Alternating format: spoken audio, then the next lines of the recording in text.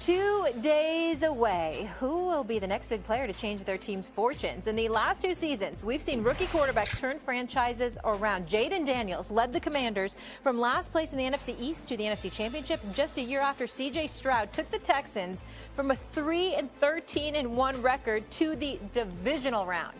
And now we look to this draft. Another Super Bowl champion joining the show, my guy, Damien Woody. Great to have you with us. The Wood. I like the yellow. Yeah. Whoa. Oh, let's not start this early. Where's the blazer? Where's the tie? Yo, man. Yo. Hey. Wait. We gonna talk. Listen. I can't.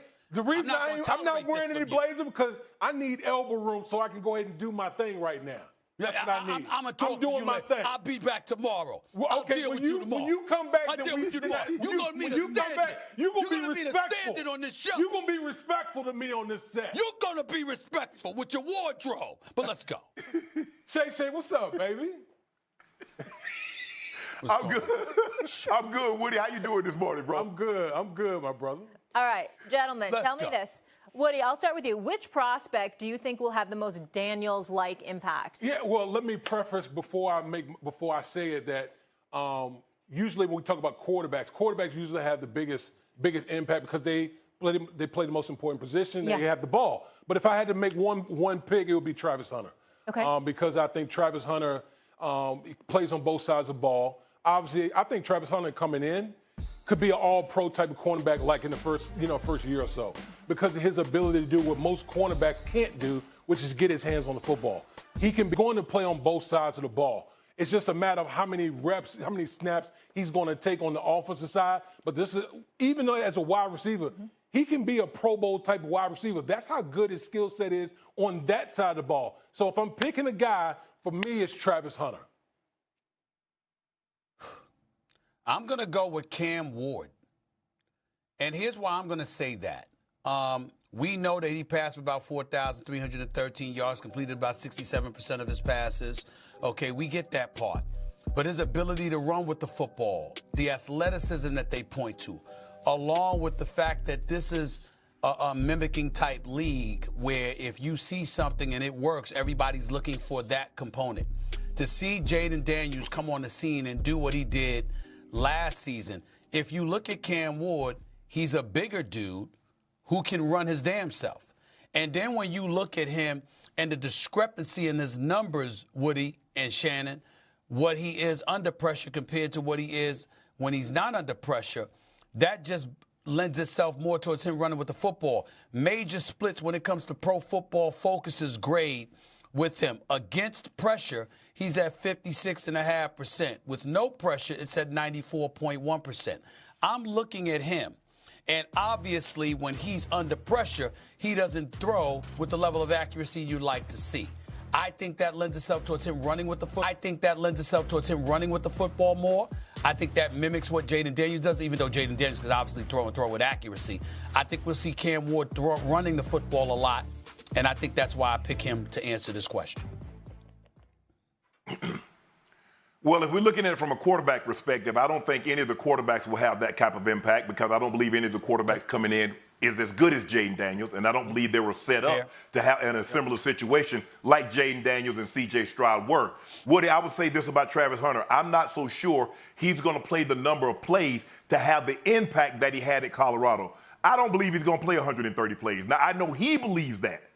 But the mental fatigue that it takes to spend that kind of time and to understand what they're doing schematically from an offensive standpoint as a defensive back and to understand what they're doing defensively as a wide receiver, I think that's going to be a bit much. So I think the impact that he could possibly have, I don't think it's going to be as big because he's not going to play as many reps on that side, on the other side of the ball as he played in Colorado. So for me, I don't think any of the players coming in is going to have that Jayden Daniels type impact because I don't believe they're going to a situation, especially with him being the quarterback. He has the ball, as Woody mentioned, all the time. And he went to a situation where they had skill position around him.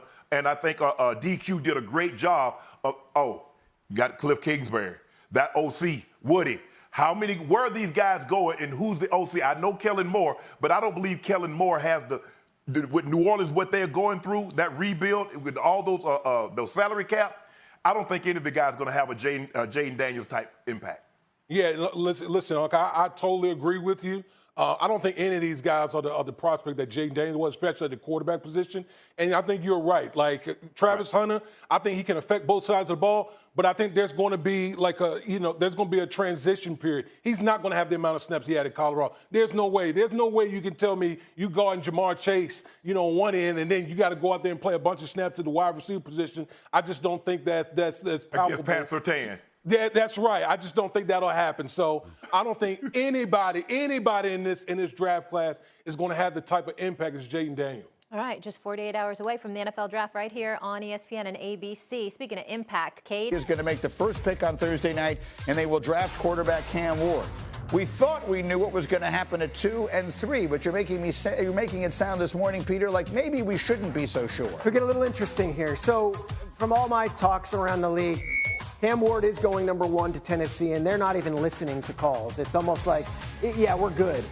Cleveland has been different this week. Calls are coming up for Cleveland and the Giants, and neither one of those teams are just slamming the phone, which tells me that there is a window, if you do offer a Godfather deal for a Cleveland or the Giants, to trade back, collect more draft capital, perhaps some veterans, and then make a decision later in the first round.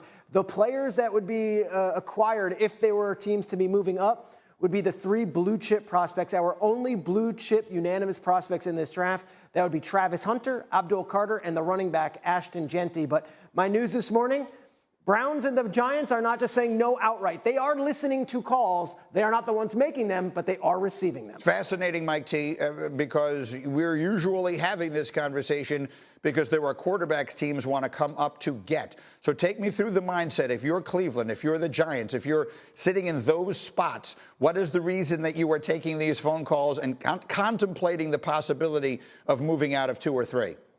Greedy, similar to what Peter said is you want to trade back, acquire a few other picks, and a lot of teams I've talked to think that's where the sweet spot of the draft is. Once you get past those 2 guys, if you're picking 5 or 15, there's not a big difference. So if you're not taking a quarterback, you probably could get good value in terms of extra picks and get a similar player. As Hembo reminded me, Greeny, it's still expensive, though. You go back to Will Anderson and what Houston did 2 years ago, 12-3 still cost them a future first-round pick and a second-round pick. So it's not inexpensive to go get one of those 3 blue-chip players, but a lot of people feel like it falls off the table once you get past them. So I understand that from the acquiring team's perspective. How about if you're the Giants, for example? And I think there is a working belief amongst those of us who cover this that they are going to come out of this with a quarterback somewhere along the line.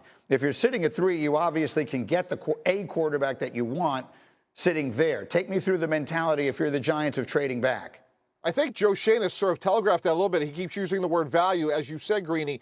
Therefore, if you can move back, whatever it is, a half a dozen spots, still pick a quarterback that you like, Jackson Dart, Shedeur Sanders, pay a little bit less for him, get an extra second or third round pick and maybe something else, that's really good value. So I think what they're saying, Greeny, is in this scenario, hey, we want our cake and eat it. We want the quarterback, but we think we could get him and some additional needs and save a little money. I kind of like the thinking on this, and here's why. Because outstanding players, and clearly Abdul Carter is one, Travis Hunter is a freak, and Jeanty and anyone else that you may like. If you're a team that is 1 or 2 players away, I understand coming up and getting that. If you're a team like the Giants or the Browns, you need a lot of stuff. Unless you want a quarterback at the very top of a draft, I think moving back and acquiring more excellent players is a good strategy. How do you see this? No, I think it's a great strategy. Usually the only reason teams would move up is for a quarterback. Right. And I think that there's only 3 blue chip players in this draft. And Peter and you guys have already listed those things. So listen, for the Giants, it makes a lot of sense to try to acquire, get your quarterback, and add more to the roster. Because let's face it, the Giants, the Browns, they need multiple players in order for this team to try to contend. So it makes a lot of sense for them to take these calls and possibly move back in the draft. So what does this mean for the quarterbacks? For those of us who are getting ready to work on the draft coverage, if the Giants and Browns are seriously considering or even open to the possibility of moving off 2 and 3, what does it mean for the quarterbacks who will come after Cam Ward? What it means is that there's now a window of you going earlier than where people are expecting you to go. I think Cam Ward is going 1, and now the delta between where Shedeur Sanders and Jackson Dart is anywhere from top 5 to the end of the first round to even the second round. If you were to take the Browns and the Giants and hypothetically move them back, say 7, 8 spots, the value to then justify a Jackson Dart, but we also got this guy, this guy, this guy. We took Shedeur Sanders, but we also got this guy, and this guy because of this Godfather deal. You can sell that internally and say, hey, we got everything we needed and we got more. In the current situation, you take Travis Hunter, you either trade him back in the first round or you're waiting till the 33rd or the 34th pick, and then you have to take who's there left. A big update has just emerged about the future of the Philadelphia Eagles defense. According to Chris Sims' latest mock draft, the team could land one of the biggest talents available, Michael Williams, an edge prospect from Georgia.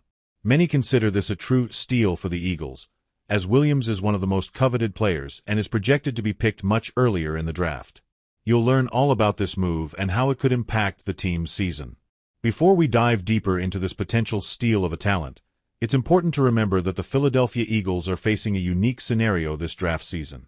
With the 32nd pick, they have limited options for elite players available, as this position is typically associated with teams that are already more balanced. This means the Eagles could look to strengthen a crucial area, the defensive line. Now, the big question is, could Michael Williams be the piece they need to take their defense to the next level? The Philadelphia team is clearly focused on strengthening their defensive line, and Michael Williams would be a significant addition. Despite suffering an injury early in the season, he continued to showcase his potential throughout the year, recording 5 sacks and standing out as one of the top pass rushers in the 2024 class. His ability to pressure the quarterback, even with the limitations of his injury, caught the attention of many analysts who see him as a gem with a huge developmental ceiling. The only question left is whether the Eagles will be able to land this bargain in the draft.